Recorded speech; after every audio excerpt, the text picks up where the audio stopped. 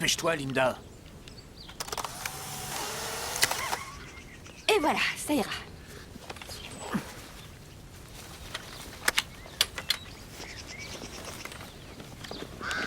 T'as pensé à porter le reçu de la chambre forte?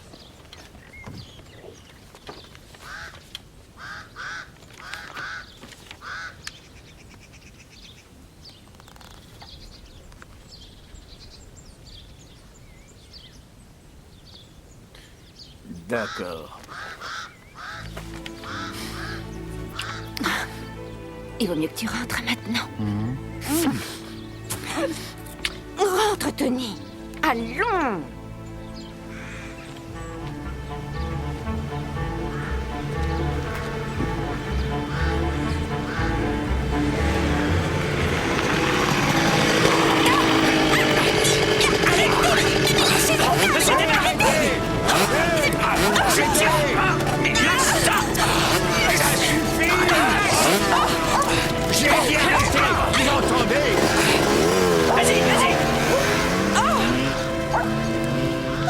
Soyez prudente, cher ami.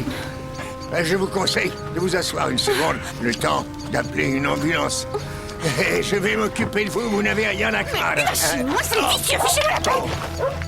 Oh, oh.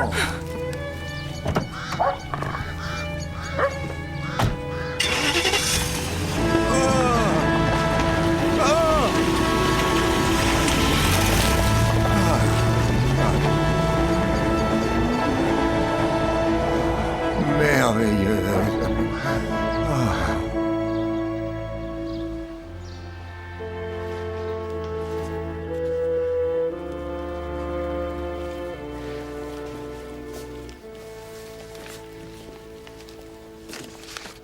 Qu'est-ce que tu cherches, Joyce? Mes pinceaux. Ils ne sont pas là. Quoi? Où ça? Derrière toi. Où ça? Dans ton sac, voyons. Oh oui. Tu vas bien? Oh, c'est mon premier jour, j'avoue que j'ai un peu le trac. Ce n'est que l'association des peintres de Coston. Je ne vois pas pourquoi tu as le trac. Merci. Tu sais ce que je veux dire? Je suis sûr que tu vas passer une très belle journée au milieu du pittoresque Midsomer Florey. Je suppose que tu vas me dire qu'il y a eu un meurtre terrible dans ce village? Mais pas du tout. Non, pour autant que je sache, Midsomer Florey est un havre de tranquillité. Veuillez m'écouter, s'il vous plaît. Je vous présente cette délicieuse jeune femme, Joyce, notre nouvelle adhérente. Alors faisons tout notre possible pour qu'elle se sente au mieux. Et ceci, c'est Midsomer Florey. Vous devez vous dire que nous réserve encore ce vieux brigand de Barrett Philby. Cet endroit merveilleux a été peint et photographié à outrance. Comment diable allons-nous trouver une nouvelle façon de le représenter? Mais c'est ça notre défi, mais douce. Il faut donc nous faire profiter de votre unique interprétation. Monsieur Pinckney, installez-vous où vous en avez envie et je passerai vous dire un mot avant de commencer. Vous êtes tout de même capable de comprendre mon point de vue. Ah Barnaby, sans doute. Dieu soit loué. Peut-être pourrais-je avoir droit à un peu de bon sens dans ce poste. Major Till. Oui, il faudrait que je m'occupe de ça. Voyons, le club de golf. Vous avez été invité au dîner de notre jubilé. Ah oui, je m'en souviens très bien. Euh, Major Till, voyons, que puis-je faire pour justement, vous? Venez par ici. Merci. Barrett, j'ai envie de me concentrer un peu sur un petit secteur aujourd'hui, comme par là, tenez. Où est ma maison, là? Il faut suivre vos instincts, ma chère Anne. Ah, est-ce que nous devons commencer obligatoirement par faire un dessin? Si c'est ce qui vous donne envie de vivre, mon vieux Alain. Pensez-vous qu'un 2B pourrait convenir, en l'occurrence? Oh, nous avons décidé de travailler la gouache aujourd'hui. Excellente idée, chère Madame B.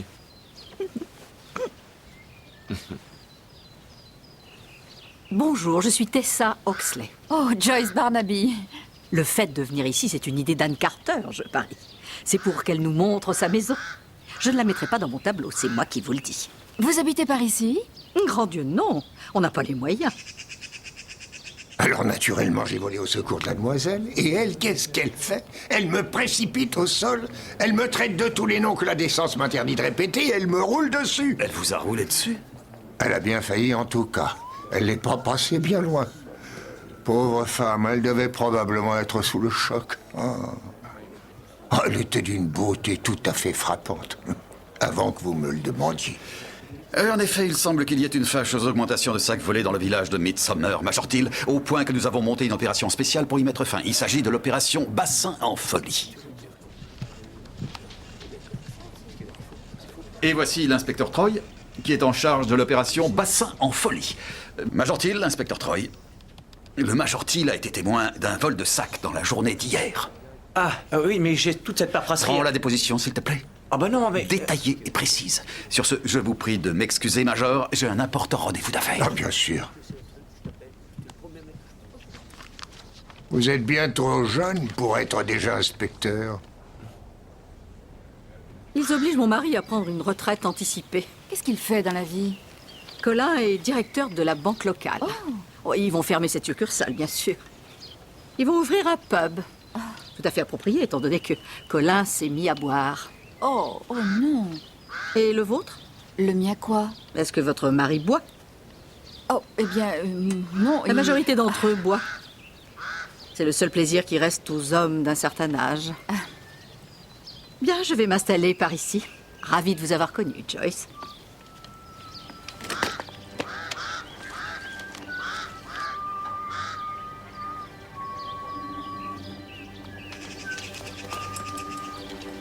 Vous pouvez pas vous installer là. Vous m'avez fait peur. C'est ma place. Pardon? Je travaille sur cet endroit précis depuis 6 mois. Bon, eh bien, je vais trouver un autre endroit. Et débrouillez-vous pour que ce soit loin de moi. Je n'ai pas envie de sentir votre haleine dans mon cou. Ces amateurs. Que t'a dit le Major-t-il? Le vol ressemble aux autres. Le scooter a été volé à Couston. 1 heure plus tard, ils ont chippé le sac d'une femme à Midsomer Florey. Si on en croit-il, en tout cas. Comment ça, si on en croit-il? Eh bien, cette femme, quelle qu'elle soit, n'a pas signalé le vol. Ce qui est plutôt curieux, étant donné qu'elle a aussi été agressée, si on en croit-il. Arrête de répéter ça. Il a pris le numéro de la voiture? Non. Non, il était trop absorbé à plat ventre sur la route à admirer ses chevilles. J'ose espérer que tu prends l'opération Bassin en folie très au sérieux. Oh, chef, rechercher des gamins qui volent des sacs, c'est pas vraiment notre métier. Mais bien sûr que si. Les délits de ce genre contribuent à saper la confiance des gens envers nous. Alors, c'est très important. Chef.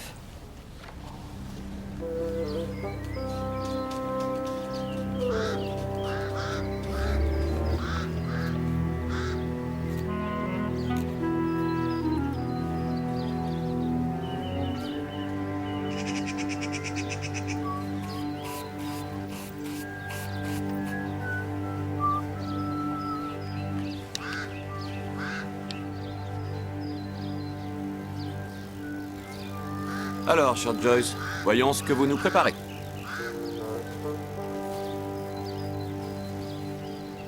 Je n'arrive pas à avoir les proportions correctes. Ce n'est pas grave, ma chère amie. Il faut libérer votre coup de patte. Regardez. Tenez votre crayon. Près du bout, comme ceci. Maintenant, détendez votre poignet. C'est ça. Laissez le crayon vous guider. Ça ne doit pas être le contraire.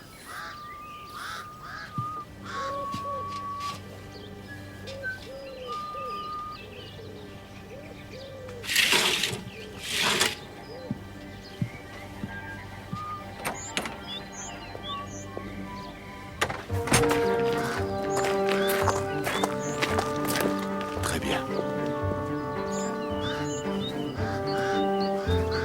Tony!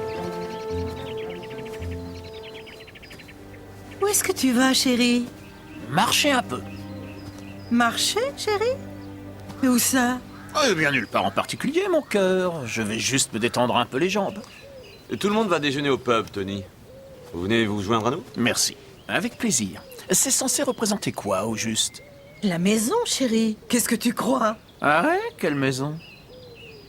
Essaie d'être un peu plus encourageant, chérie. Je trouve que Anne fait de gros progrès, oui. Vous trouvez vraiment, vous? Répondez-lui, Barrett. Oui. Effectivement, je trouve qu'elle fait, manifestement, des progrès. Un vrai petit rayon de soleil, cet homme-là. À tout à l'heure, au pub. Oui. Bonne promenade, chérie. Oh, mais ne t'en fais pas pour ça. À tout à l'heure, mon cœur. Quoi? Dans le sac, il y avait ta photo pour le passeport. Et alors? Écoute, la police locale n'a pas inventé l'eau tiède, alors ce n'est pas la peine de te traumatiser pour les photos. Et qu'est-ce qu'il y avait d'autre dans le sac? L'appareil, et puis les jumelles, et il y avait le reçu de la chambre forte. Les voleurs se contrefichent totalement du reçu. Ils vont sûrement garder l'appareil et les jumelles et balancer le sac quelque part. Il a peut-être même déjà été rapporté par quelqu'un. Donc, il faut que tu ailles porter plainte. Tu en es sûr? Oui. Oui, j'en suis sûr. Dis donc, tu as fait examiner ça. Tu ferais bien de rejoindre ta petite moitié adorée, avant qu'elle envoie une patrouille à ta recherche. Dépêche-toi. Et toi, arrange-toi pour récupérer le reçu. Je fais tout ça pour nous, Tony. J'espère que ça ne t'a pas échappé. Tout ira très bien, fais-moi confiance. Crois-moi. Je t'aime, Chouquette.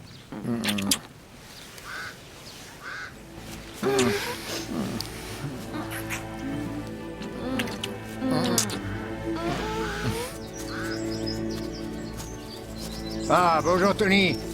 Ah, belle journée, hein. Si c'est vous qui le dites. Nous nous interrompons pour le déjeuner, Joyce. Vous voulez peut-être nous rejoindre au pub, là-bas? J'arrive dans une minute. Ils ont des spécialités des plus alléchantes. Oh, tant mieux.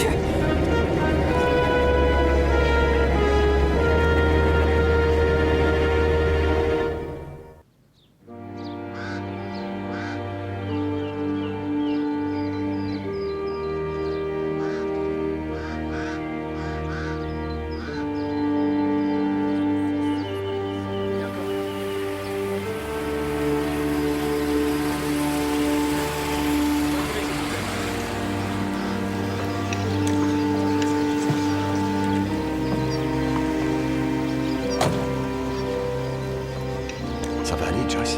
Oui, oui, ça va. Chef, je peux vous parler? Oh, pardon, Madame Barnaby. Non, non, non, allez-y, vous avez du travail tous les deux, c'est bien.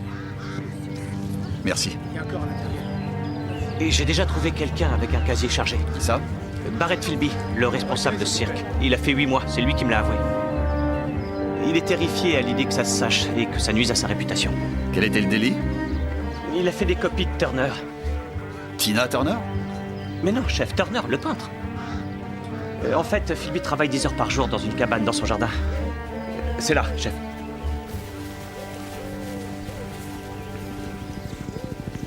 Tom! Je viens de trouver ça. On dirait un de ses pinceaux. Elle devait le tenir quand elle a été agressée. Nylon, numéro 9. Et ensuite? Elle a été poignardée dans le dos à première vue. Je ne peux pas en dire plus avant de l'examiner au labo. S'il y a du nouveau, prévenez-moi. Bien sûr. Tu as quelque chose sur elle? Oh, elle s'appelait Ruth Fairfax, chef. Un peu mystérieuse comme femme. Elle s'est installée dans le village il y a 6 mois. Elle a loué un appartement. Elle était plutôt renfermée. Pas de famille, ni amis, d'après les gens. Elle venait tous les jours peindre, qu'il pleuve ou qu'il neige. Allons faire un tour chez elle. Voyons si on peut découvrir quelque chose sur cette demoiselle Fairfax.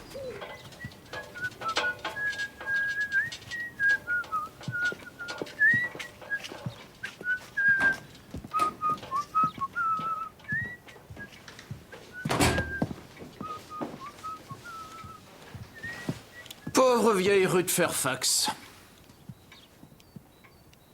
Qui pouvait vouloir du mal à cette charmante vieille dame?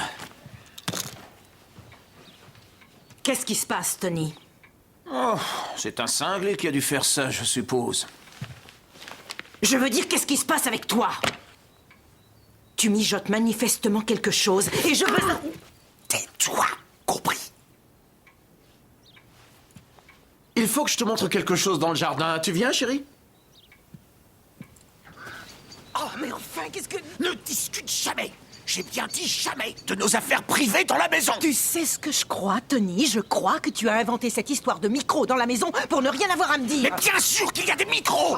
Je t'ai dit que la police nous surveillait du matin au soir! C'est pour garantir notre sécurité, tu le sais. Au cas où un de tes anciens amis découvre où on vit. J'ai passé 4 ans de ma vie à regarder dans mon dos à tout moment de la journée. Alors évidemment, ça commence à me taper sur le ciboulot, c'est tout. Tu ne me cacherais pas quelque chose par hasard? C'est-à-dire? Depuis quelques semaines, tu te comportes comme un fauve en cage.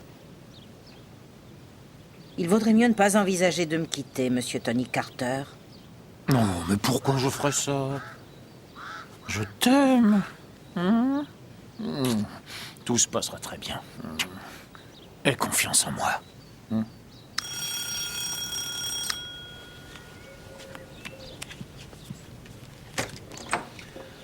Madame Metcalf? Oui? Bonjour madame, je me présente, inspecteur-chef Barnaby. Et voici mon assistant, l'inspecteur Troy. Je suppose que c'est à propos de la pauvre Ruth Fairfax. Vous a-t-elle parlé de sa famille? Non, elle ne voulait jamais bavarder. Heureusement, j'ai autre chose à faire qu'à écouter les ragots toute la journée. Et elle avait des amis au village? Pas que je sache. Elle était très renfermée. Très polie, cela dit. La majorité du temps. Pourquoi dites-vous ça? Elle a eu un petit tracas la semaine dernière. Quel genre de tracas? Elle m'a parlé d'une petite fuite sous le lavabo de sa chambre. Je lui ai envoyé Mike Weatherby pour arranger ça. Mike Weatherby? L'homme a tout faire du village. Enfin bref, mademoiselle Fairfax est rentrée plus tôt après sa séance de peinture. Elle a trouvé Mike dans sa chambre et elle s'est littéralement jetée dessus. Pourquoi? Mais elle l'a accusé de fouiller dans ses affaires, ou je ne sais pas trop. Eh bien merci, madame Metcalf. Vous pouvez nous laisser maintenant si vous voulez bien.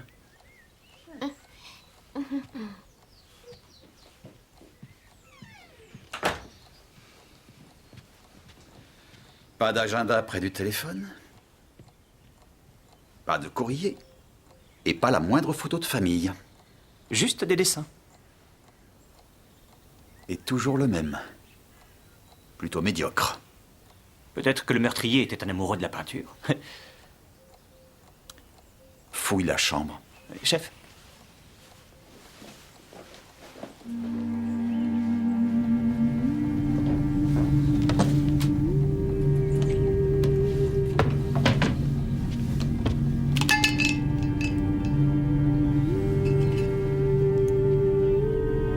Chef?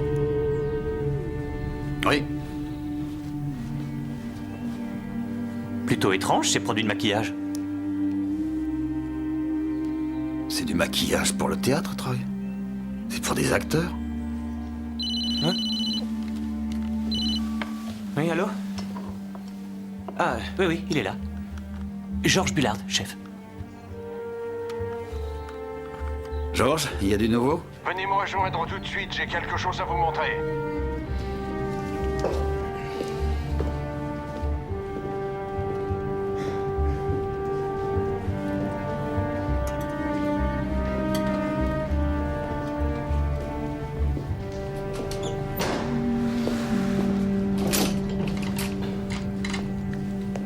Bien. Qu'est-ce qu'il y a? Quand on sait, c'est évident. Quand on sait quoi? Non, observez bien.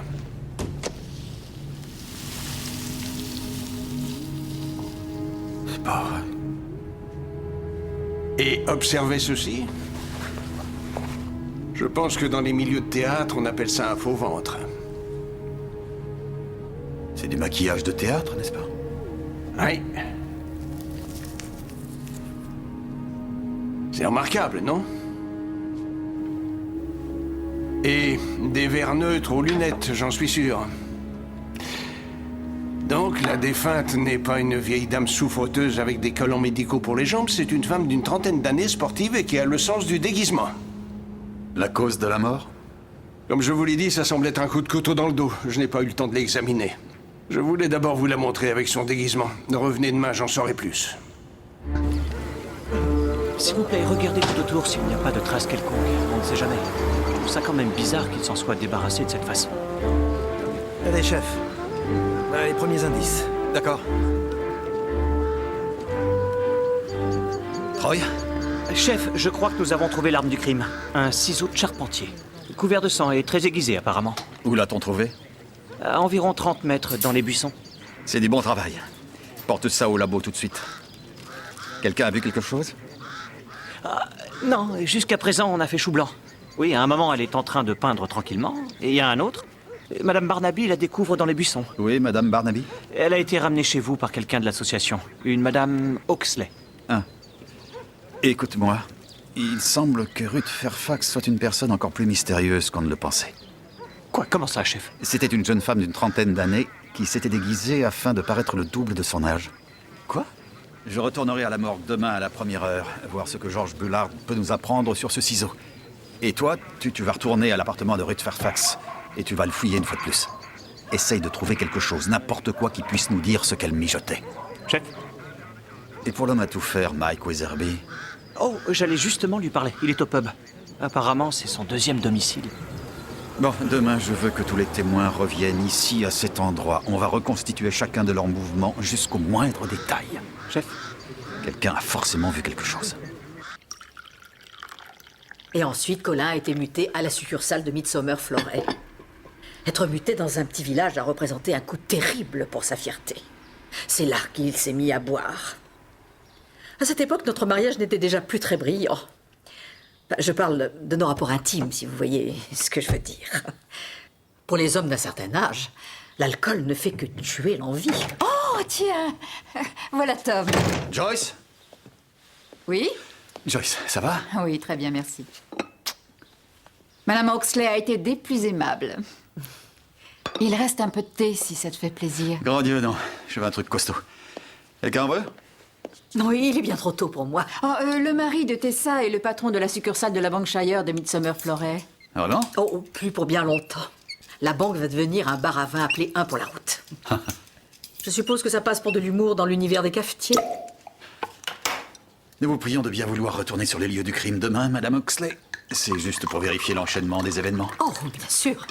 Nous devons retourner là-bas pour finir nos tableaux. Nous les faisons pour une œuvre de charité, alors Barrett Philby veut que nous les terminions. Nous essaierons de ne pas vous faire perdre trop de temps. Oh. Colin s'est porté volontaire pour diriger les enchères, ce qui m'inquiète. Il va avoir bu et bien sûr, il sera ridicule, comme d'habitude. Ah, enchanté d'avoir fait votre connaissance, inspecteur. Oui, malgré ces circonstances. Mais je vous en prie. Et merci de vous être occupé de Joyce. Oh.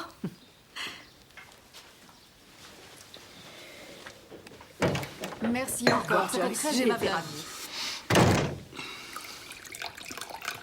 J'ai cru qu'elle ne s'en irait jamais. D'ailleurs, tu veux vraiment un autre verre? Oui? Pourquoi?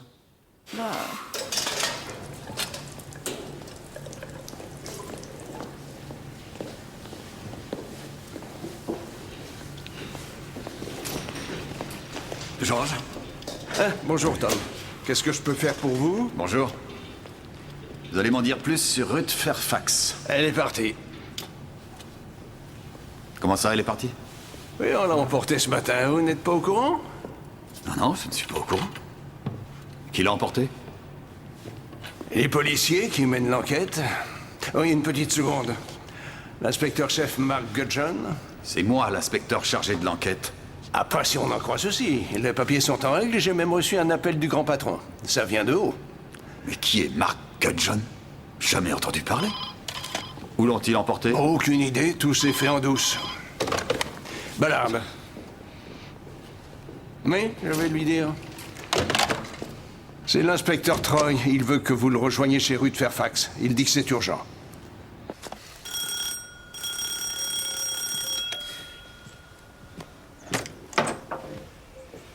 Chef, vous n'allez pas le croire.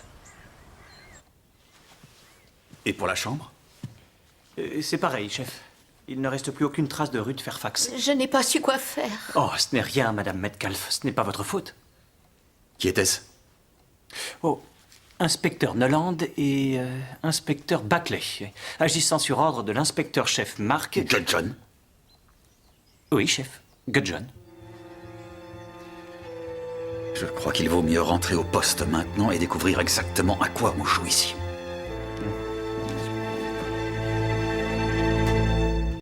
Et cessez de craindre de ne pas représenter les moindres petits détails. Parce que vous allez enduire votre pinceau de tonnes de couleurs sensationnelles et vous allez étaler des couches qui feront rêver. Bonjour. Je suis l'inspecteur Noland et mon équipier l'inspecteur adjoint Buckley. Vous pourriez nous écouter une seconde, s'il vous plaît?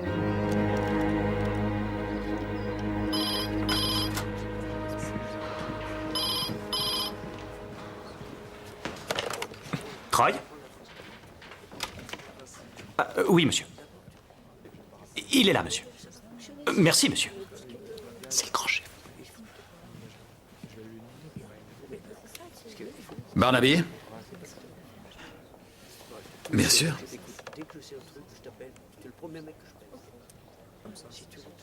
Non. Ah. Très bien, monsieur.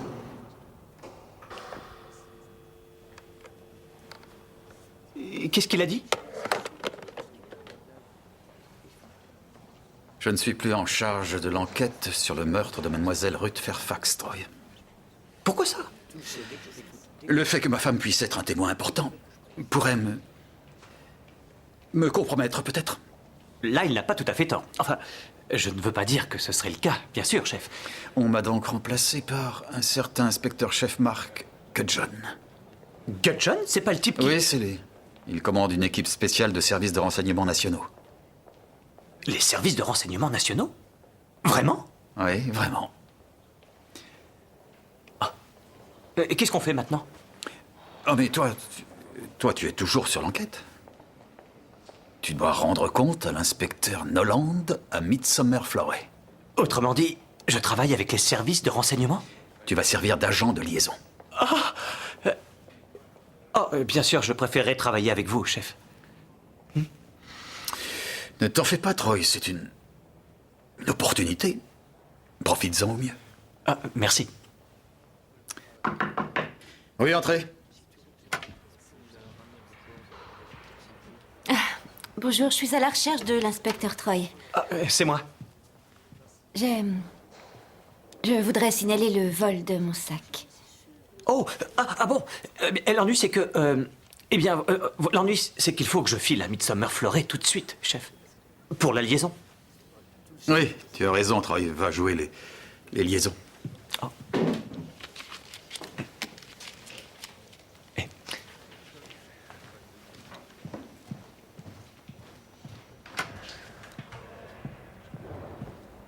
Oh, je suis désolé. Je vous en prie. Asseyez-vous. Oui. Et l'un des deux m'a frappé au visage, et j'ai dû lâcher le sac. Il y a un témoin de cette scène, n'est-ce pas? Ah oui? Oui, un homme d'un certain âge. Il a dit qu'il a essayé de vous porter secours. Mais vous l'avez repoussé violemment et vous vous êtes sauvé. Je ne me rappelle pas. J'étais effrayée et encore secouée par l'agression.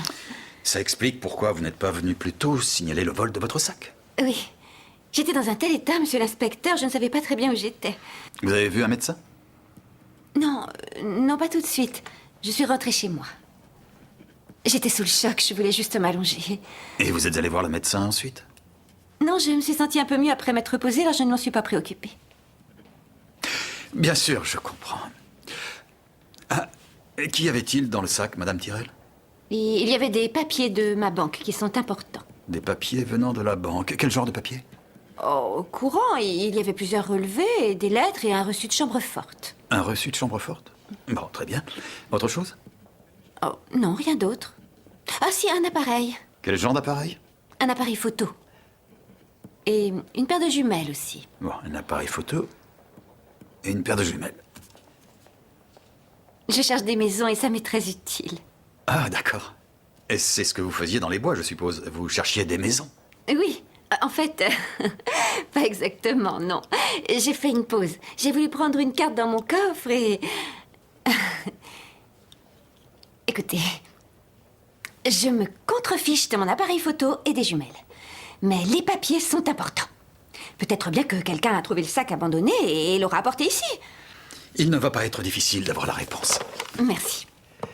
C'est un très joli coin. Où ça? Autour du Midsomer Fleuret. Je ne saurais vous dire. Le bureau des objets trouvés, s'il vous plaît. Je supposais que c'était pour cette raison que vous étiez dans ce secteur.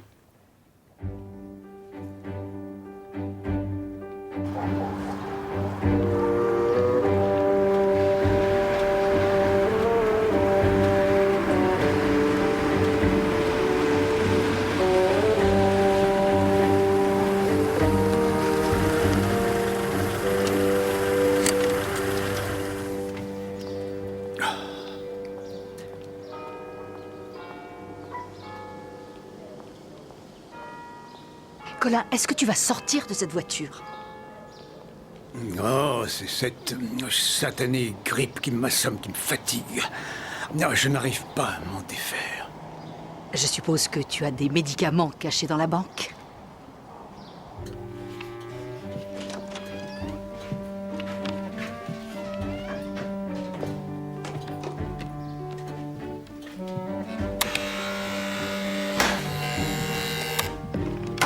Bonjour, monsieur Huxley. Bonjour. Madame Partridge, je vais travailler en bas dans la chambre forte ce matin. Et surtout, ne me dérangez pas, sauf bien sûr si c'est absolument nécessaire. Bien, monsieur Huxley. Merci.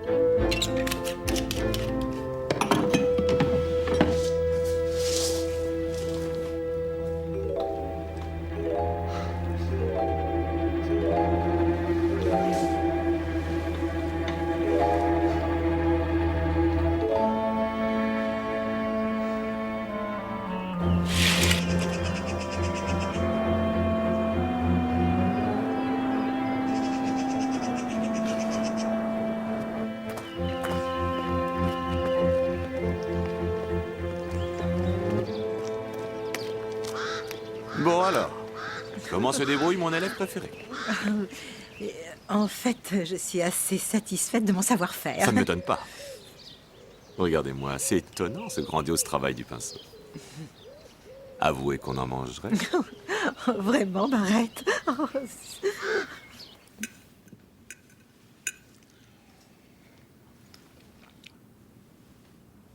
Alors dis-moi, Joyce, à quoi ressemble cet inspecteur dénommé Gudgeon? Je ne l'ai pas vu. On a été interrogé par d'autres inspecteurs. Ils envisagent une reconstitution? Non. Ils ont juste posé des tas de questions. La seule personne qui semblait les intéresser au plus haut point est cet homme à tout faire. Mike Weatherby. Oui, il est porté sur l'alcool si on en croit les gens d'ici. Oui, c'est ce que m'a dit Troy. Ce qui est drôle, c'est que c'est la seule personne dont je sois sûre des faits et gestes. Pourquoi ça? À cause de mon dessin.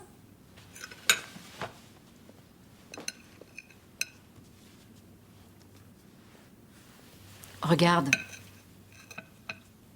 Ça, c'est Mike Weatherby. Il travaille sur la maison des Carter. Il a passé toute la matinée là? Ah oui? Et toi, tu as dessiné ça? Juste au moment où tu as découvert Ruth Fairfax. Oui. La dernière chose que j'ai dessinée, ce sont les aiguilles de l'horloge. Regarde, 1h moins 20, et j'ai vérifié l'heure à ma montre. Ça ne laisse pas assez de temps à Monsieur Weatherby pour traverser la place, la tuer et remonter sur son échelle. Tu leur en as parlé? Bien sûr, mais j'ai laissé mon dessin ici. Alors tu l'emporteras demain pour leur montrer. Et Joyce, garde bien les yeux grands ouverts, tu me diras ce qui se passe. J'espère que tu ne vas pas intervenir dans cette enquête. Intervenir? Mais bien sûr que non, je ne vais pas intervenir.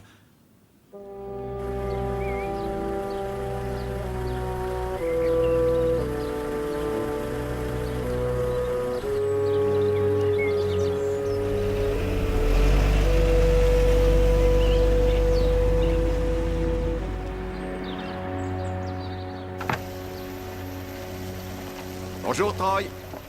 Comment ça va? Oh, très bien, chef. Tu fais du porte-à-porte? Je fouille de façon plus approfondie. Ah, plus approfondie. Et je peux savoir pourquoi? Désolé, chef, mais je n'ai pas le droit d'évoquer l'enquête avec quelqu'un extérieur à l'équipe. Ah, bien sûr. Et à quoi ressemble l'inspecteur Mark Gudgeon? J'ai pas pu le voir. Le patron est débordé en ce moment. Le patron, Troy? Oh, et vous, chef, que faites-vous à Midsomer Florey? L'opération Bassin en folie, Troy. Il faut faire quelque chose pour ces vols de sacs, n'est-ce pas?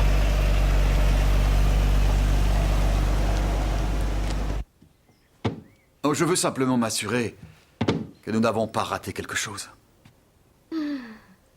Qu'est-ce que Mike Weatherby est venu faire ici? Il est venu réparer une petite fuite. Sous l'évier. Il a été obligé de retirer un panneau. Là-bas derrière.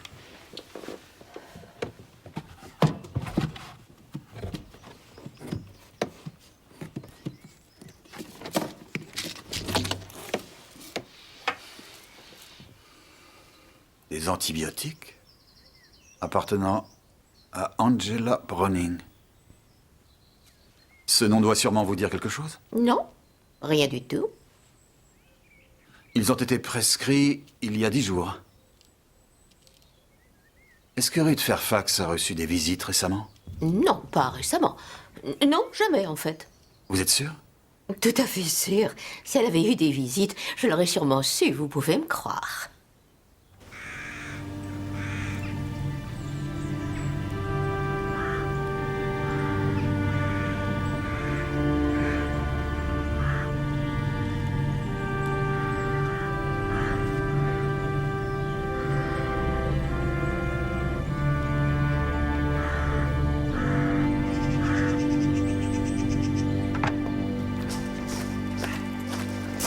Ah, Barnaby!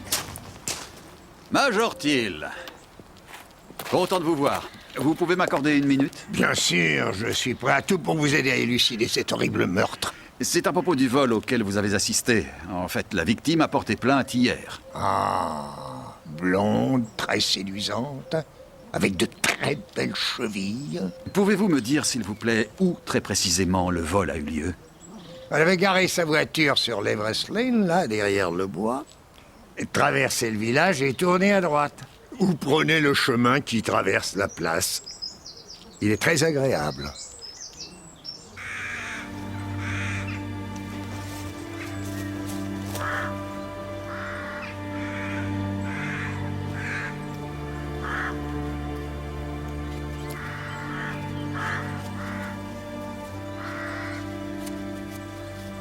Oh non, tu m'as fait une de ces peurs.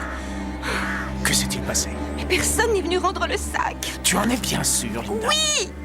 Attends, mais arrête, écoute, tu me fais mal. Oh. prend? Tu deviens fou? C'est rien, c'est juste que la police fouille un peu trop à mon goût dans ce Mais village. peut-être, mais ça n'a rien à voir avec nous. Qu'est-ce que tu en sais?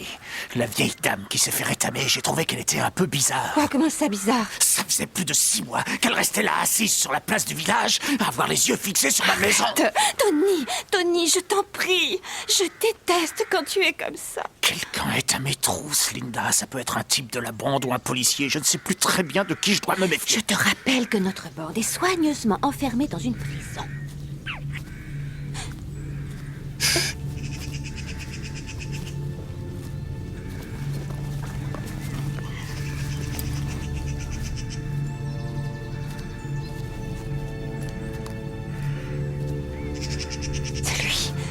C'est le policier auprès de qui j'ai porté plainte. Mais c'est l'inspecteur Barnaby. Et c'est à lui que tu as parlé du sac. Qu'est-ce que ça peut faire si je l'ai fait?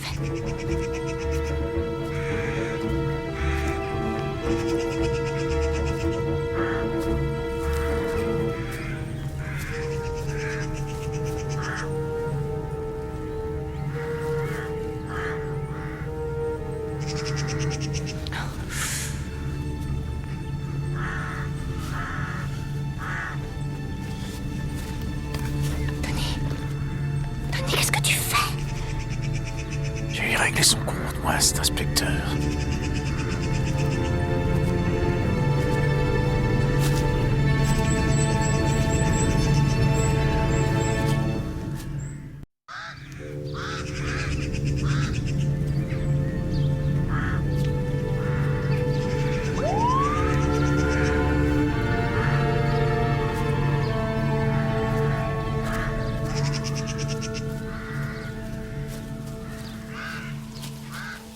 Mais tu es complètement malade! Je t'assure que ce n'est pas le moment de frapper un inspecteur à la tête! Est-ce que tu lui as parlé aussi du reçu de la chambre forte? Et oui, bien sûr que je lui en ai parlé. C'est toi qui m'as dit de porter plainte pour vol. Mais pas ce type-là! C'est un inspecteur remarquable! Et maintenant, on va la voir sur le dos tout le temps! Tony, tu sais que ce reçu appartient à mon mari. Si quelqu'un le restitue, la police sera bien obligée de me le remettre.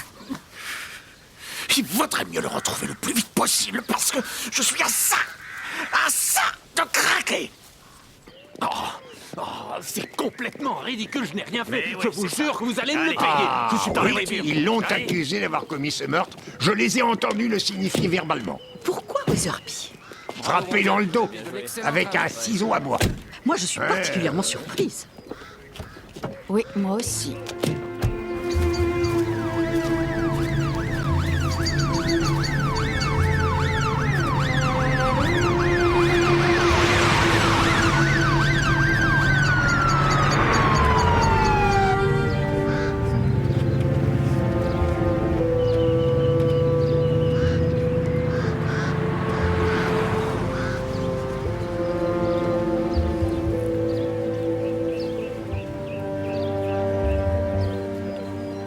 Ah, c'est toi? Tu viens de rater l'événement. Ils viennent d'arrêter Monsieur Weatherby.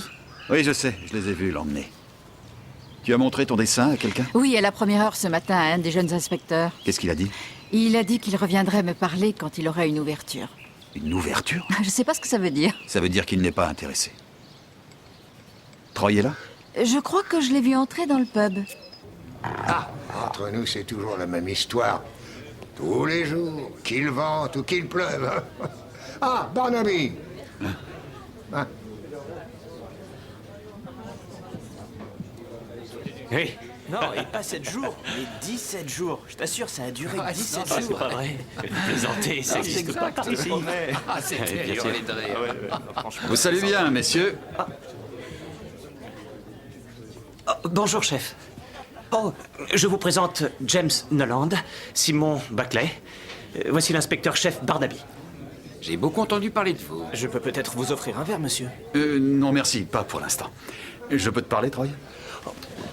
Chef, où en est cette opération comment s'appelle-t-elle Bassin en folie. Oui, c'est ça. Bien, merci. Bravo, chef. Cette sorte de procédure est très importante pour la communauté.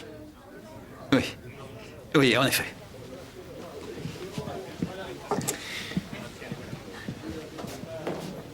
Mais Joyce a observé Weatherby toute la matinée. Elle l'a même représenté travaillant chez les Carter avec l'horloge qui indique l'heure. 1h moins 20. Chef, l'arme du crime appartient à Weatherby. Il a avoué. Et ses empreintes sont partout. C'est normal si ce ciseau lui appartient, n'est-ce pas? Oh, Troy, quelqu'un a pu voler le ciseau quand il était dans le fourgon. C'est un gros buveur qui ne crée que des problèmes quand il est sous. Il a passé tellement de nuits dans la prison de Coston qu'on a donné son nom à une cellule. Oui, les ivrognes envahissent les rues quand les pubs ferment leurs portes. Ce n'est pas la même chose que tuer quelqu'un avec un ciseau à bois en pleine journée, n'est-ce pas? Et nous avons aussi cette violente dispute avec Ruth Fairfax. Apparemment, il a prétendu au pub qu'il allait régler ses comptes avec elle. Ce sont simplement des ragots de comptoir, mon cher. S'il vous plaît, chef, je ne suis pas censé en parler à quelqu'un. Tu as raison, tu as raison. J'aurais fait ma BA. Joyce, montre ton dessin à Troy.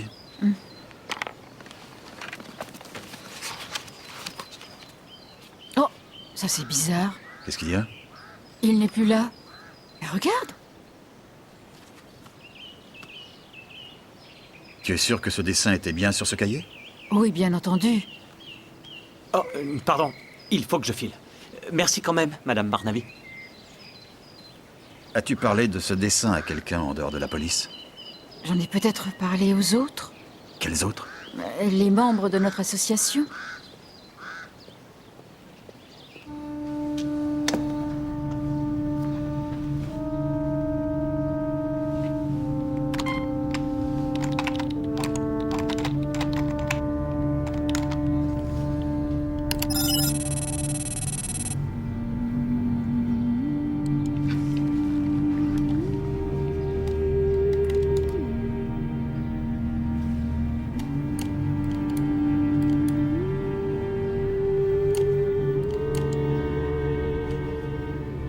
Le vol de Heathrow. L'officier qui a participé à l'arrestation, Keith Tyrell.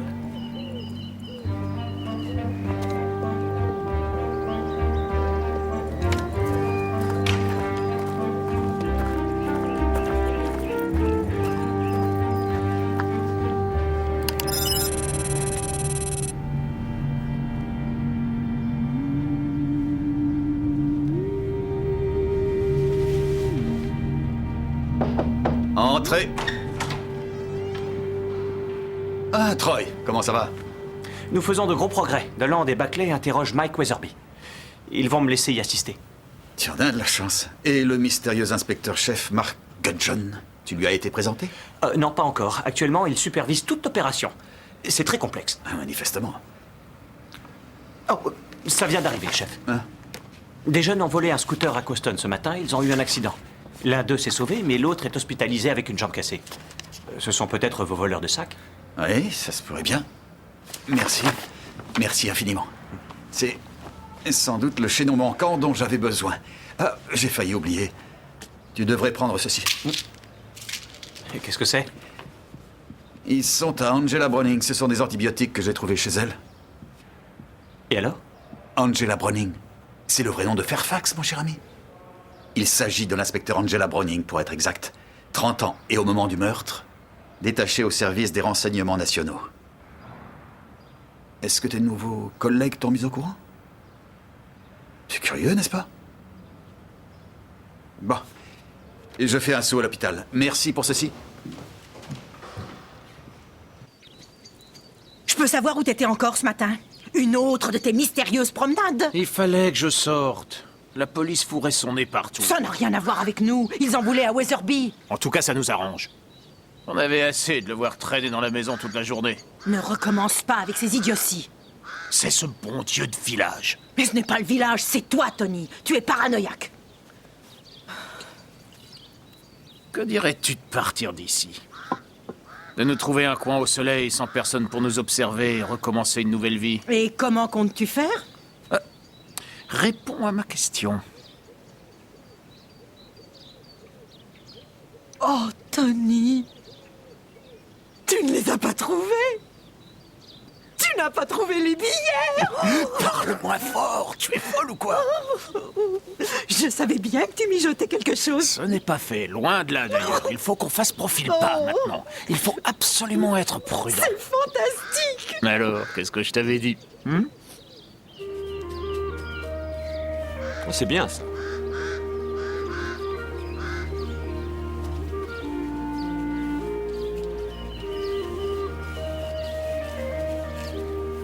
Génial.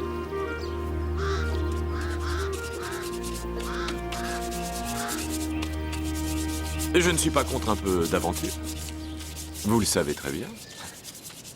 Mais je crains qu'il y ait une certaine exagération, cher ami. Oh, je suis désolée, Barrett. C'est parce que je suis tellement excitée. Je peux savoir ce qui vous met dans tous ces états? Je crois qu'il a trouvé. Vous êtes sûr? Pas encore. Mais il sait maintenant où c'est. Qu'est-ce que vous me répétez souvent, Barrett? Carpe diem, mon ami.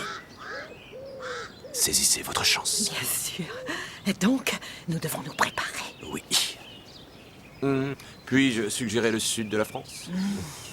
Nous pourrions suivre les pas de Matisse et Picasso. Oh, diable, la peinture, Barrett. Je vous veux entièrement à moi. Et je vous ferai oublier vos leçons de peinture.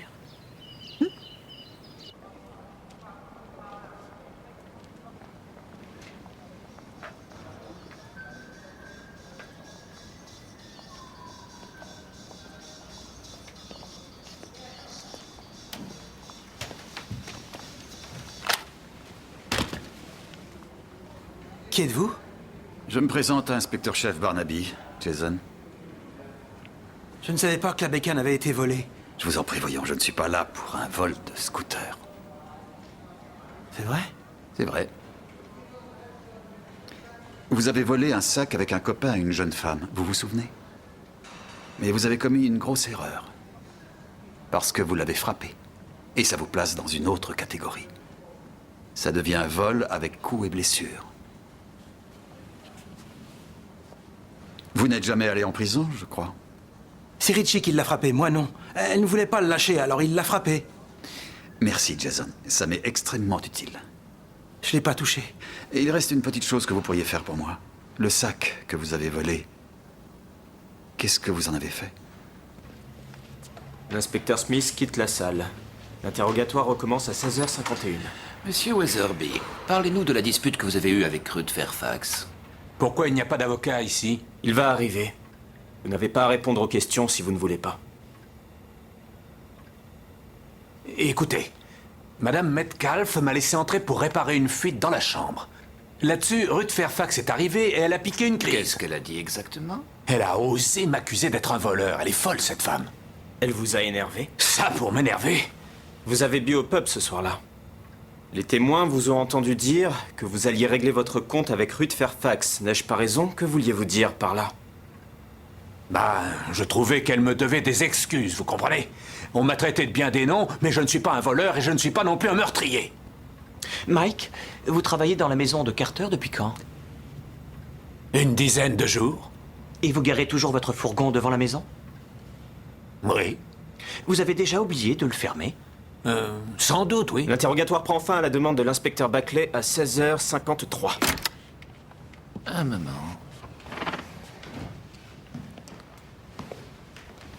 Je peux savoir à quoi vous jouez? Je voulais lui parler du ciseau. S'il ne fermait pas son fourgon, il est possible Vous que êtes quelqu'un... ici en observateur, inspecteur. Je ne vous permettrai pas de cacher un interrogatoire soigneusement planifié. Alors veuillez sortir d'ici.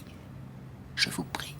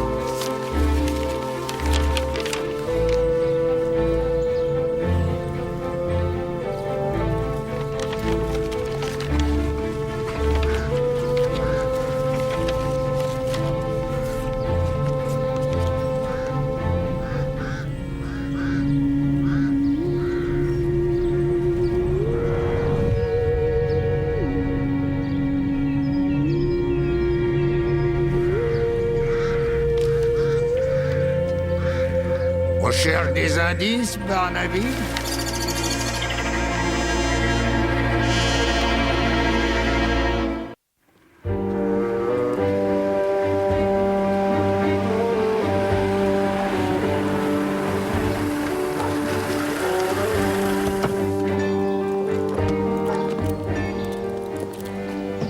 Ce document porte le nom de votre banque, Monsieur Oxley, et je me demandais si vous pourriez me dire ce que c'est. Il s'agit d'un reçu pour un objet déposé dans notre chambre forte. Très curieusement, j'ai essayé de contacter Monsieur Tyrell. Et pourquoi ça? Cette banque va fermer, inspecteur. Madame Partridge, Monsieur Miller et votre serviteur, nous sommes devenus obsolètes. Nous ne servons plus à rien. Midsomer Florey n'aura bientôt plus de banque. À la place, il y aura un bar à vin qui servira des verres de vin et une cuisine venant de l'autre côté du Pacifique. Vous imaginez? Doucement, Monsieur Oxley. Respirez à fond.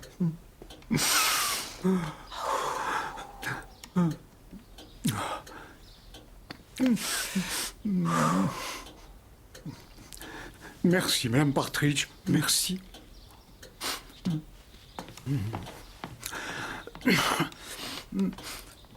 Donc, nous avons prévenu les dépositaires qu'ils devaient reprendre possession des objets dans la chambre forte avant la fin de la semaine. Et Monsieur Tyrell n'a pas répondu? Non, non. Il est possible qu'il ait déménagé ou oublié. Vous ne pouvez pas savoir le nombre de gens qui oublient, bien que je sois complètement dérouté par son cas. Pour quelle raison? Parce que l'objet en question est plutôt grand. Le voilà.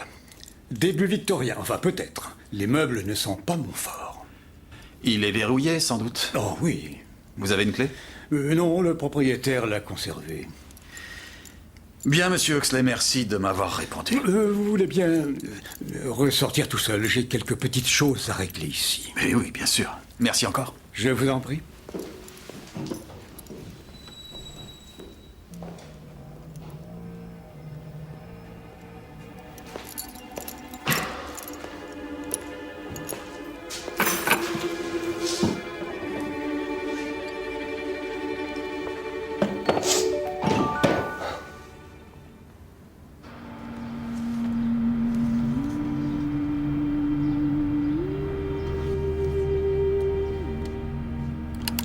$15 millions ont été récupérés.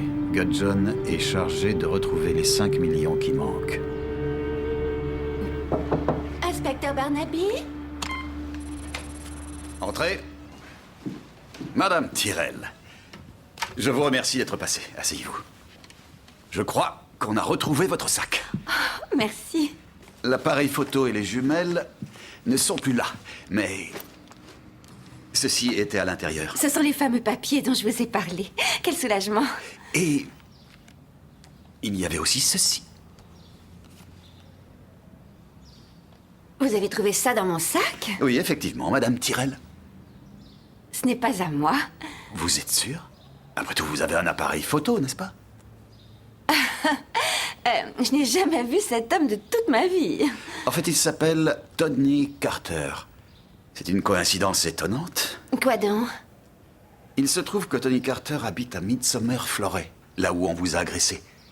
Et où votre époux conserve des biens personnels à l'intérieur de la chambre forte de la banque. Je dois prendre ces propos comme une insinuation? Non, je ne fais que souligner une invraisemblable connexion. Mais il n'y a aucune connexion. Alors n'en parlons plus. Est-ce que je peux récupérer mes affaires? Merci. Non, pas encore, Madame Tyrell. En réalité, ce sont des pièces à conviction. Et selon la loi, ces documents appartiennent à votre mari. Ne pourrait-il pas faire un saut ici? Pour identification? Non. Il est en voyage à l'étranger. Il est en voyage à l'étranger, quel dommage. Cela dit, vous n'avez pas à vous inquiéter. J'ai contacté le patron de la banque. Pourquoi avez-vous fait ça? Pour m'assurer que les biens de votre mari étaient toujours là. Les voleurs auraient pu essayer de s'en emparer. Et on ne voudrait pas qu'une telle chose arrive, n'est-ce pas, madame? Non. Cela va de soi. Alors j'ai dit à Barnaby, Barnaby, j'ai dit, si j'étais vous, j'irais jeter un coup d'œil dans le bois, à côté du chemin. Et bien entendu, c'est là qu'il a découvert le sac. Vous auriez pu devenir inspecteur, mon brave Godfrey. C'est exactement ce qu'a dit Barnaby.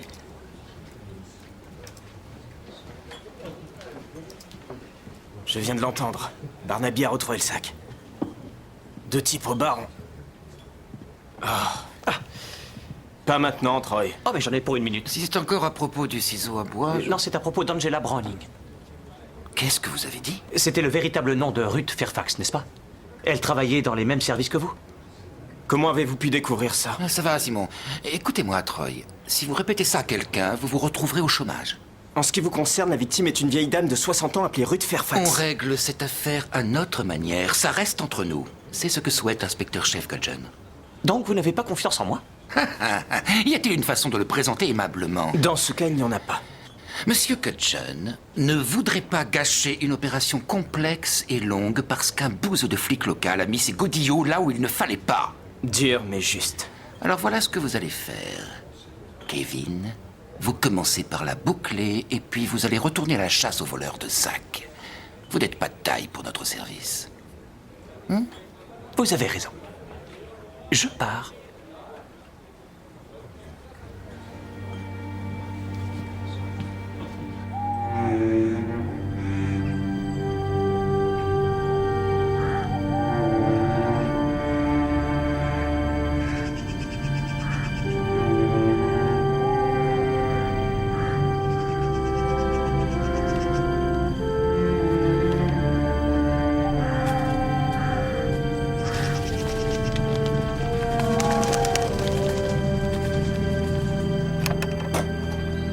Troy.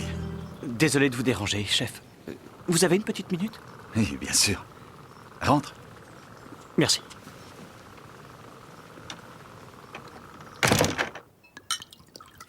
Ils n'ont pas interrogé Mike Weatherby à propos du ciseau.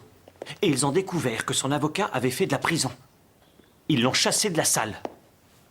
Je pouvais pas laisser faire. Il fallait que je dise quelque chose. C'est bien, Troy. C'est bien, Troy.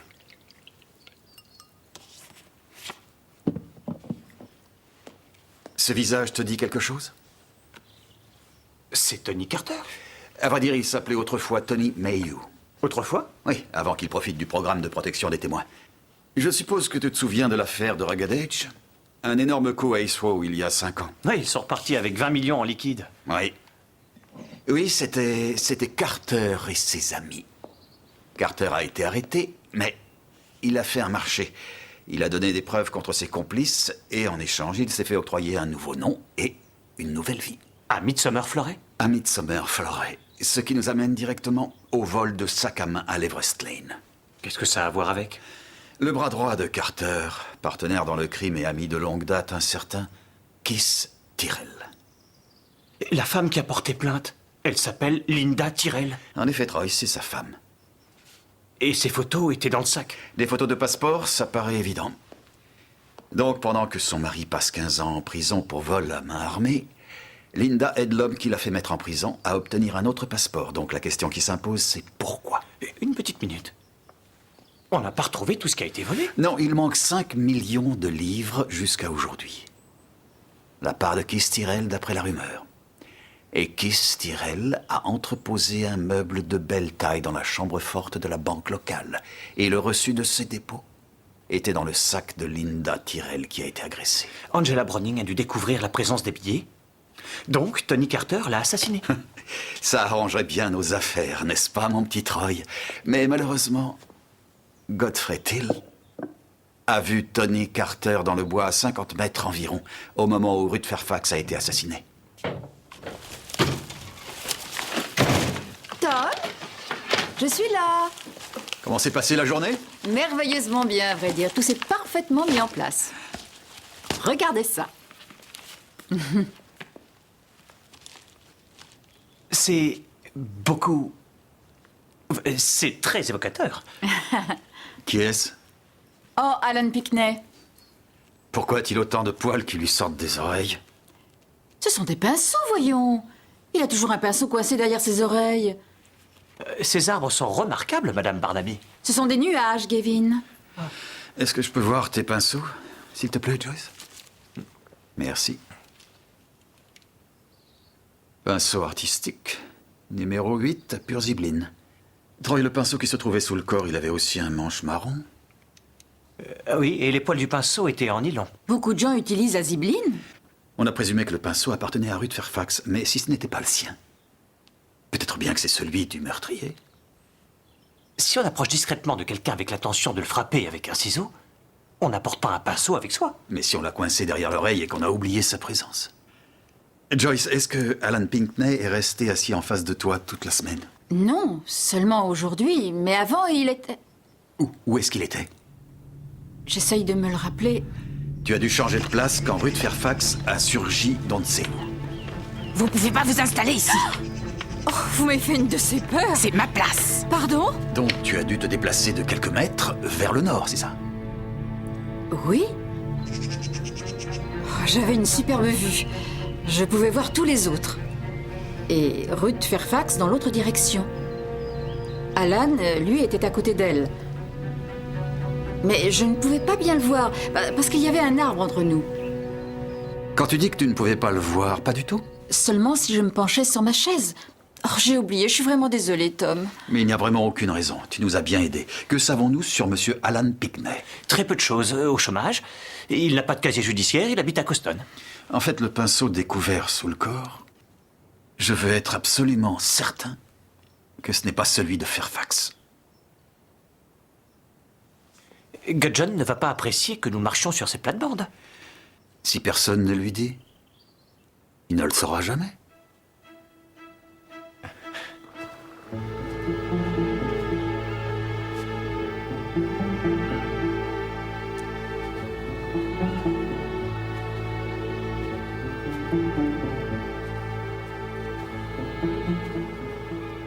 Anne, par ici.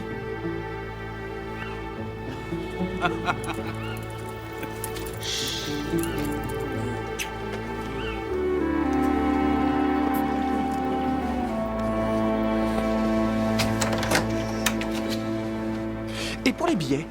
Les billets ne pourront aller nulle part tant que j'ai le reçu de la chambre forte. C'est agréable de reprendre une vie normale, chef.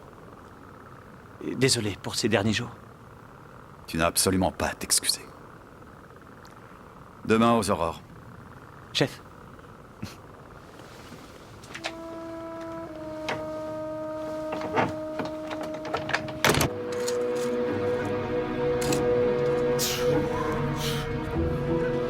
Voilà.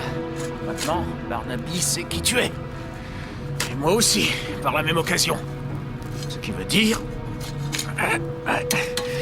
Ce qui veut dire qu'il a deviné ce qu'il y a à la banque. Oui, je sais, je suis désolée, Tony. Il vaut peut-être mieux qu'on n'ait pas le reçu. Tant que Barnaby est là, il croira que les billets sont en sécurité. Mais alors comment va-t-on les récupérer? On va faire un retrait. Selon la bonne vieille méthode.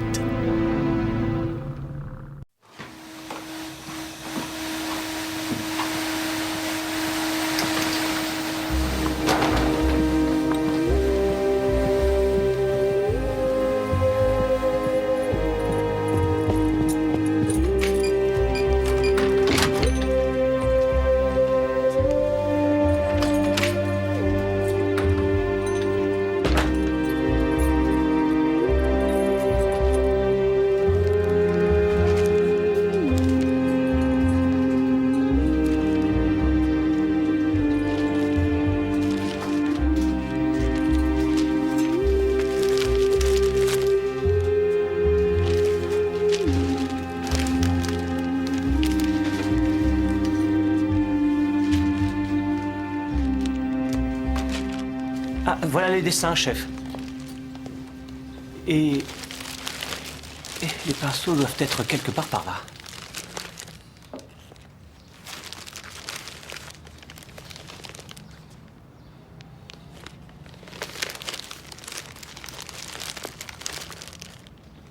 On dirait que Tony Carter faisait des signes à Linda Tyrell dans les bois. Je crois que tout dépendait de la façon dont les rideaux étaient ouverts ou fermés. Angela Browning l'a sûrement deviné. Ah, les voilà. Manche noire, pure Sibylline. Excepté celui-là. Oh. Il est mélangé avec les autres. C'est typique de la façon dont l'enquête est menée. Les services, oui, ils sont censés représenter l'élite. Et regardez-moi ça, tout est bâclé. Voilà ce qui se passe quand le patron ne se mêle pas de l'enquête. Oui, le fameux inspecteur-chef Gudgeon. Quand je pense que j'ai toujours pas pu lui parler, il est toujours en réunion. Bon, je vais porter ça aux légistes. Ils pourront peut-être trouver les empreintes de Alan Pinckney. Chef? Oui, toi tu vas voir les légistes. Et moi je vais bavarder avec Alan Pinckney.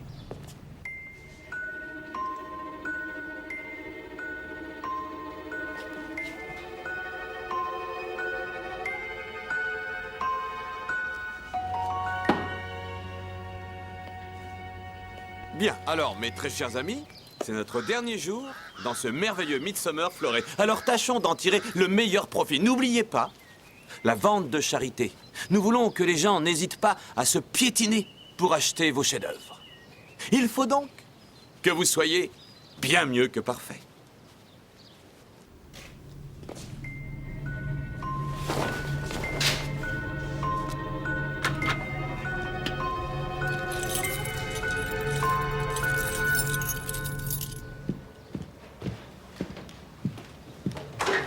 Faut y aller dès que possible. Linda Tyrell, Troy. Ça ne vous dit rien? Linda Tyrell, hein? Allons, Troy, on lui a volé son sac près de Midsomer Florey. Nous pensons que le sac a été retrouvé. Linda Tyrell est sous surveillance, Troy. Et qu'est-ce que ça veut dire? Ça veut dire qu'elle est le sujet d'une enquête menée par nos services. Tout ce qui a un rapport avec elle doit nous être communiqué. Il y avait un document dans ce sac, paraît-il. J'aimerais que vous me le remettiez. Un document? Vous voulez dire un morceau de papier? Je vous conseille de ne pas m'agacer, Troy. Désolé, mais il faut être précis quand vous parlez à un gros bouseux de flic.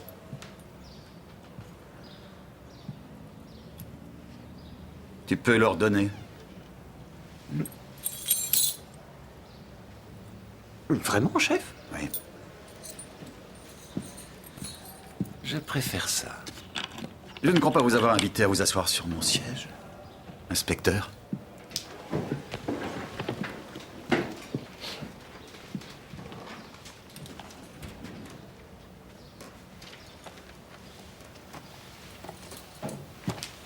Merci, monsieur.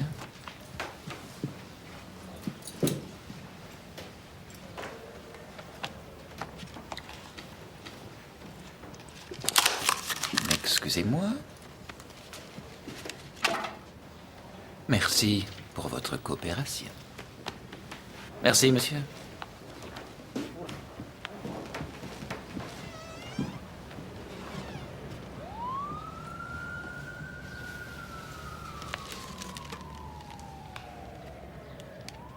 Je croyais que vous étiez allé voir Alan Pinckney, chef. J'ai appris que ces deux-là voulaient me parler. J'ai deviné qu'ils voulaient le reçu de la chambre forte. Pourquoi? Rappelle-toi ce que tu as dit tout à l'heure. Cette enquête est tout à fait bâclée. Oui, c'est le cas. Mais peut-être que c'est ce que souhaite Gudgeon. Que voulez-vous dire? Les inspecteurs de police aiment l'argent, eux aussi. Bon, la banque ouvre dans une demi-heure, j'y vais directement. Et toi, tu portes ce pinceau au labo. Ensuite, tu vas chez Pinckney. Je l'arrête, chef? Non, pas encore. Essaye de jeter un coup d'œil à ces pinceaux et regarde s'il y en a comme celui-ci. Ensuite, on attendra les résultats du laboratoire. Il faut qu'on mène l'enquête avec doigté. Sinon, on va se retrouver à régler la circulation.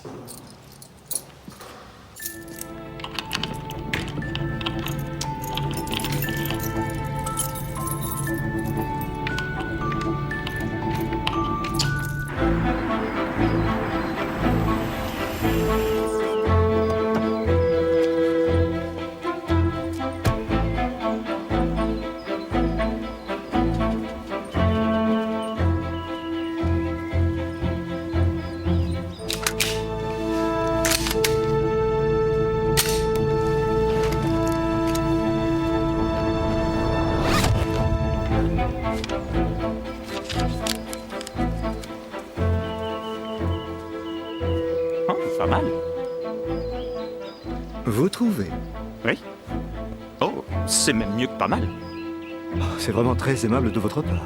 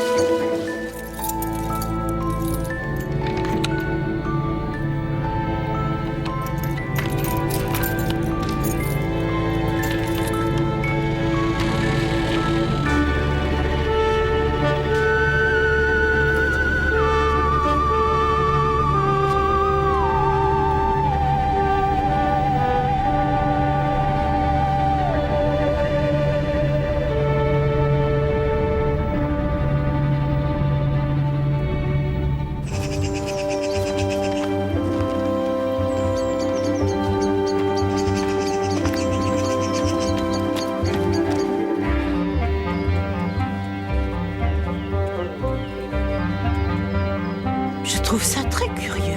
Il aurait dû partir depuis longtemps. Il mijote quelque chose. Je vais voir ce qu'il fait. Pour l'amour du ciel, faites attention, ne le braquez pas.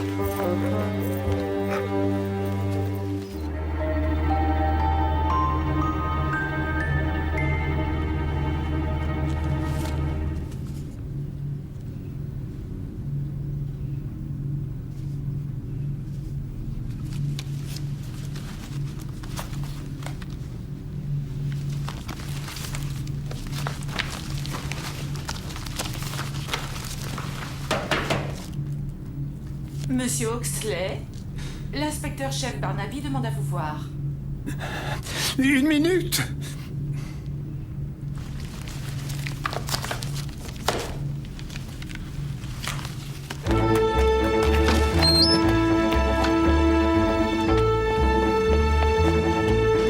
Anne! Attendez! Anne! Anne!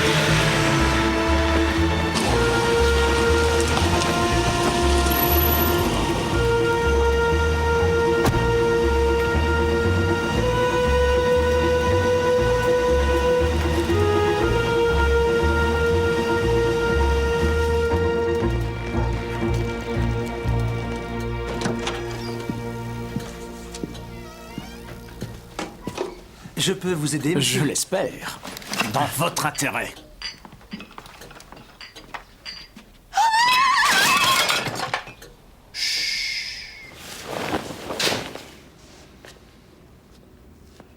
Nous avons des raisons de penser qu'il contient une grosse quantité d'argent volé. Non. Vous êtes sûr? Oh oui. Monsieur Oxley, vous pouvez ouvrir la porte, c'est quelque peu urgent. Excusez-moi.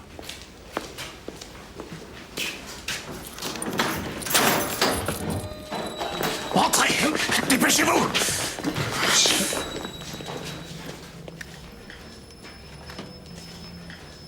Désolé, monsieur Oxley. Non, ici tout le monde se tait, à part moi.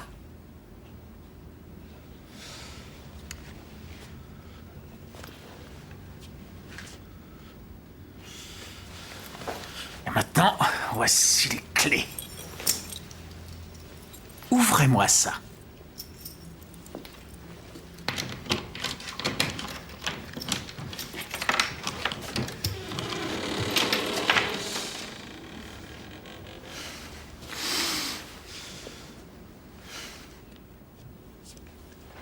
Il y a des sacs poubelles. Là, vous les sortez, vous prenez les billets et vous remettez le tout dans le sac. Ce n'est pas difficile, hein?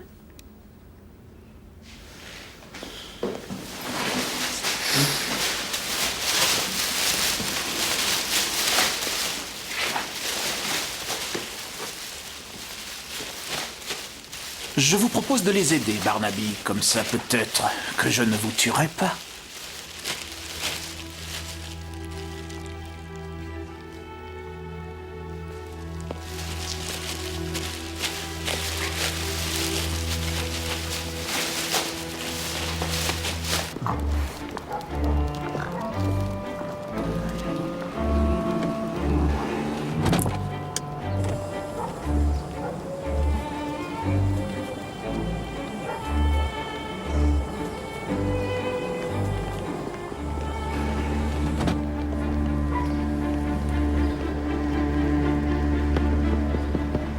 je vous salue bien, cher ami.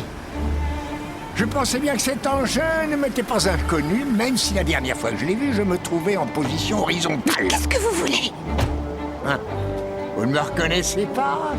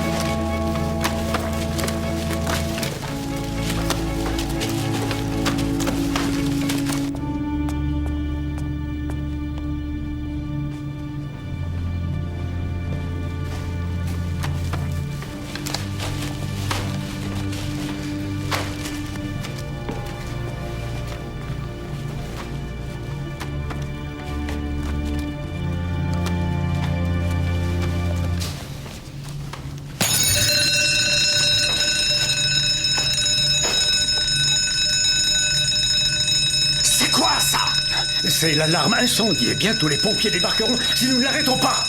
Vous voulez que je le fasse pour Madame vous? Bartry. Le bouton est juste à côté de la porte. Restez où vous êtes. Je vais le faire. Continuez à remplir les sacs.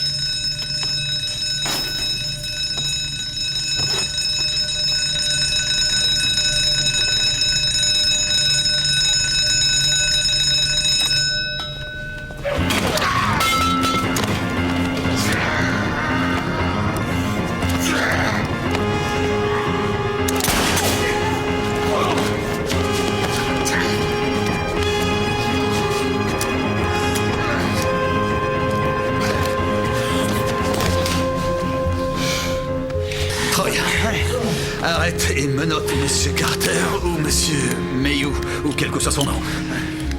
Monsieur Oxley, je vous serais des plus reconnaissants si vous pouviez redonner à cette banque un semblant de normalité aussi vite que possible. Certainement. Et pour vous dire la vérité, je suis singulièrement attiré par les femmes qui semblent à la frontière de la légalité. Vous accepteriez peut-être de prendre un chéri au pub de ce village? Voulez-vous, s'il vous plaît, me laisser tranquille? Allons, je sais que vous ne pensez pas réellement ce que vous dites. Oh, ma chère Madame Carter, quelle charmante surprise! Midsomer Florey fourmille de merveilleuses jeunes femmes aujourd'hui. Godfrey, avez-vous vu mon mari? Je pense que je l'ai aperçu se faufiler dans la banque. Il est trop tard pour lui ouvrir un compte, vous savez, la banque fermait. Linda Tyrell. Je comprends maintenant, ça y est. Vous ne pouvez pas le laisser tranquille, n'est-ce pas? En fait, il s'est servi de vous, Linda, pour avoir les billets. Vous allez voir ce que vous allez voir. C'est moi et moi seul qui vais les dépenser. Si vous vous connaissez toutes les deux, oh, ça c'est merveilleux. Pourquoi n'irions-nous pas prendre une légère collation? Pour l'amour du ciel, une fois pour toutes, Godfrey, mêlez-vous de vos oignons.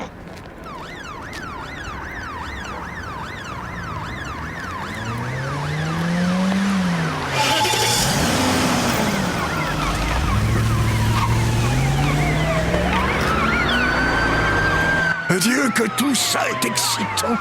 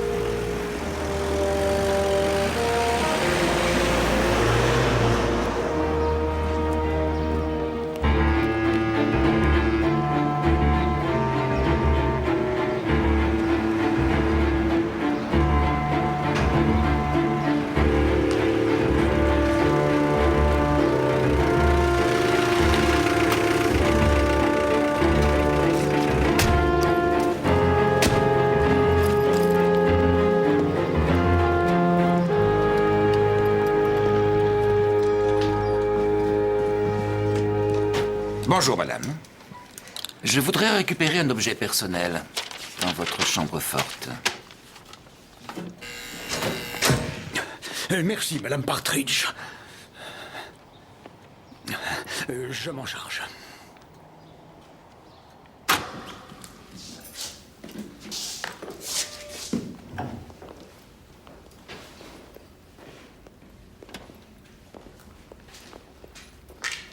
Voilà, c'est ça. Merci, monsieur Oxley. Nous n'avons plus besoin de vous. Merci, monsieur. Oh, pardon. Oui, oui.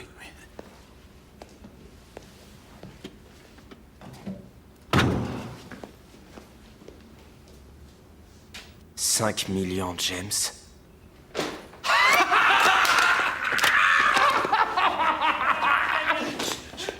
La clé! Ah, c'est sûrement Oxley Allez, qui l'a dépêche-toi, gardé. fais la chercher. Oh, heureusement, vous êtes là. Qu'est-ce que vous voulez? Il y a 5 millions de livres là-dedans. Ces billets avaient disparu après un vol à main armée. Nous le savons, merci. C'est pour ça qu'on est là, pour les récupérer. Alors ça, c'est un énorme soulagement. On n'est pas habitué à des sommes aussi importantes dans nos petits villages de campagne. Ça, oui, j'imagine. Ce n'est pas la peine de vous angoisser. Nos services s'occupent de tout maintenant, rassurez-vous. Bon, alors il vaut mieux que vous ayez les clés. Tenez. Ah, merci, merci infiniment, chef.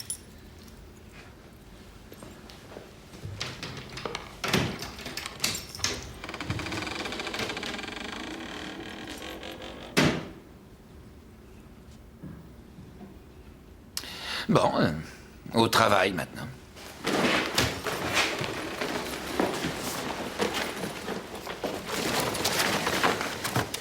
Ah, merci bien. Nous n'avons plus besoin de vous.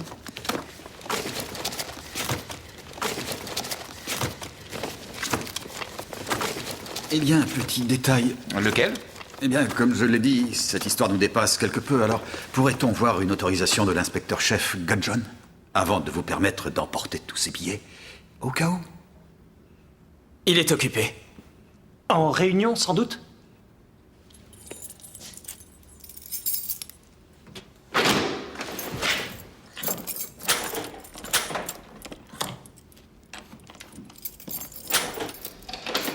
Qu'est-ce qu'il y a? J'ai demandé à Monsieur Oxley de verrouiller la chambre forte. Au cas où. Quelqu'un a failli voler les billets en menaçant les employés il y a une demi-heure. Alors on est enfermé. Oh, rassurez-vous, il y a suffisamment d'oxygène pour tenir 24 heures. Monsieur Oxley nous ouvrira quand votre inspecteur-chef Gudgeon sera arrivé.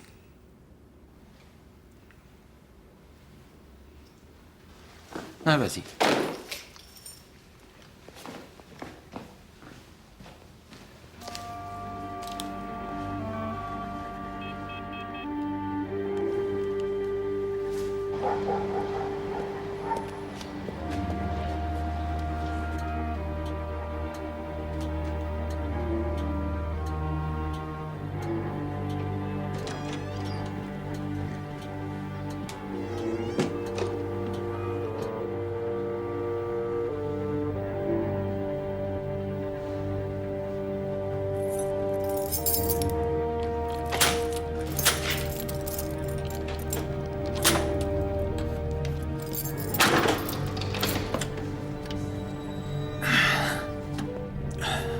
L'inspecteur-chef Gudgeon.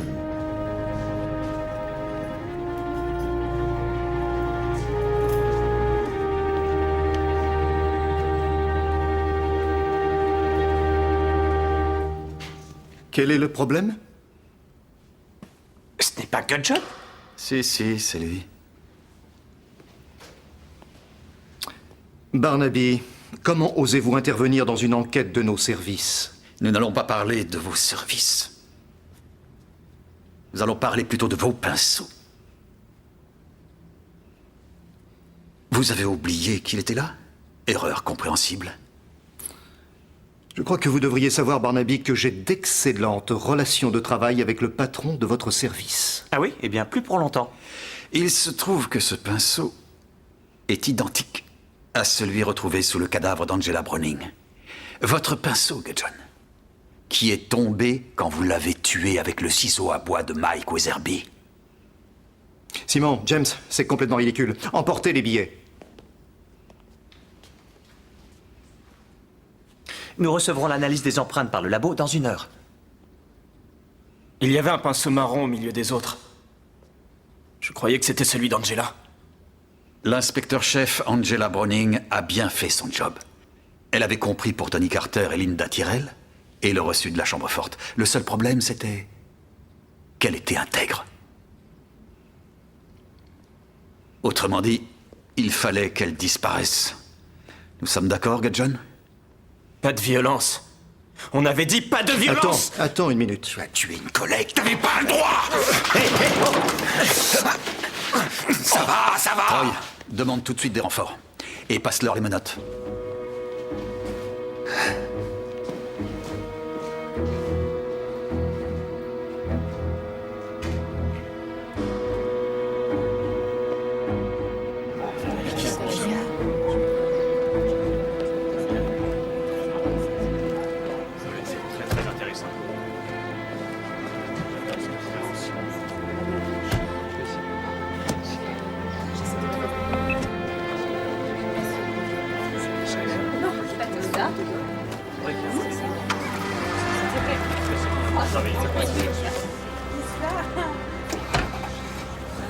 Comment avez-vous su que Pinckney était Gudgeon, chef? Eh bien, j'ai présumé que Pinckney était complice de Gudgeon. Mais alors, pourquoi Gudgeon pouvait faire confiance à un civil comme Pinckney? Ça n'avait de sens que s'il s'agissait d'une seule et même personne. Des bouseux de flics, comme ils ont si bien dit.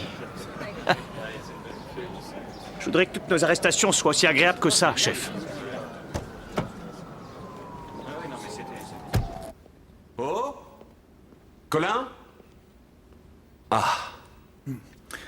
Bonjour, Barrett. Je me demandais...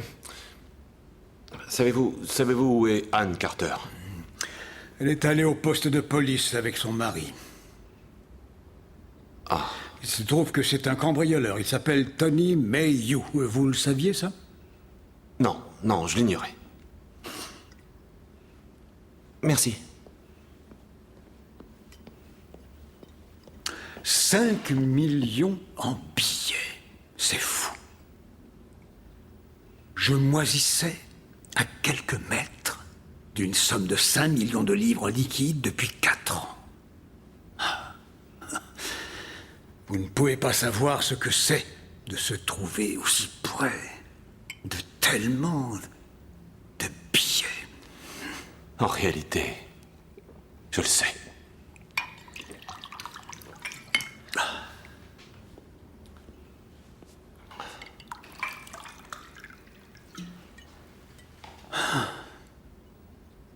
C'est à qui, ça? Pourquoi? Oh, ça alors? Quoi? C'est une armoire à linge du 19e siècle, fabriquée, si je ne me trompe pas, par Joseph Wilkinson. J'ai étudié les antiquités quand j'étais à Londres. C'était comme si j'étais aux Beaux-Arts. Ah bon? Et vous croyez que ça vaut quelque chose? Une petite fortune, mon vieux. Une petite fortune.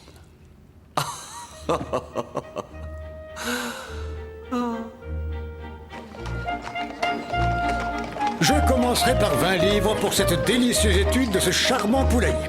S'il vous plaît, mes chers amis, c'est pour une bonne cause. Qui va nous dire 25 livres? 25 livres. Allons jusqu'à 25 livres.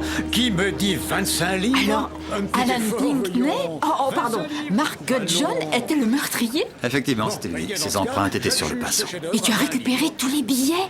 Bien sûr. Bravo, Tom. Merci. Barnaby. Aucune nouvelle de Linda Tyrell, je suppose? J'ai bien peur que non, Major. Elle semble avoir disparu sans laisser de traces. Elle est probablement allée bronzer ses magnifiques chevilles dans un pays exotique. Enfin, bon. Ainsi va la vie. 18 livres, voyons, madame. Bonjour, Joyce. C'est ça, que je suis heureuse de vous voir. Oh, vous êtes magnifique. Les choses ont évolué favorablement pour nous. Oh, ça me fait plaisir. Colin a hérité d'un meuble de famille. Heureusement pour nous, il était de grande valeur. Mais c'est merveilleux. 25 livres pour débuter. Voici Barrett. Ah, mes deux jeunes femmes préférées. Nous avons 30 Vous voulez bien m'excuser, Joyce, si je vous enlève ça, nous avons à discuter des futurs projets de notre On en reste association. à 40 livres. Adjugé, monsieur le vicaire. Très bien. Nous enchaînons. Lot numéro 17. Impression de Midsommar Florey. Le prochain tableau, c'est le mien. De Joyce Barnaby. Ici, personne ne propose de l'acheter. Qui commence par 20 livres, s'il vous plaît. Allons, 20 petites livres. Dans ce cas, nous allons dire 10 livres, messieurs. Ah, merci, inspecteur Barnaby. 10 livres au fond, qui est-ce qui me dit 15 livres 100 livres pour moi. Oh, on en demande 100 livres. Merci, Major Thiel. C'est tout de même plus compréhensible. Qui est-ce qui va me dire 150 maintenant, s'il vous plaît? Il y a certainement quelqu'un, oui. Allons, s'il vous plaît.